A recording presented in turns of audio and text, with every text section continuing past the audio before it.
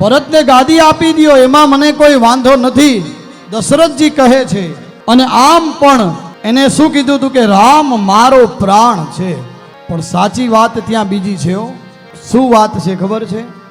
આ કઈ અત્યારે વરદાન માંગી રહ્યા છે એ નથી, એ તો માંગી જ રહ્યા છે કે તારો ભરતજી ભલે ને ગાદી આવે વન નાદે મારા રામને. પણ ખરેખરમાં ઓલા શ્રવણના માતા પિતાનો શ્રાપ છે. એટલે કર્મમાં પ્લસ છે, માઇનસ નથી. કોઈ એમ કહે ને કે ભાઈ મેં 2 કર્મ ખરાબ કર્યા અને એની બદલીમાં સામે 2 સારા કર્યા, તો સરવાળો બરાબર થઈ ગયો.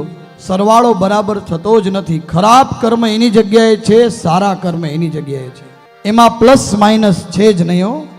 હા, ખરાબમાં પ્લસ છે, એમાં માઇનસ નથી. એટલે કર્મ કરતા વિચારજો. તારા મનને રે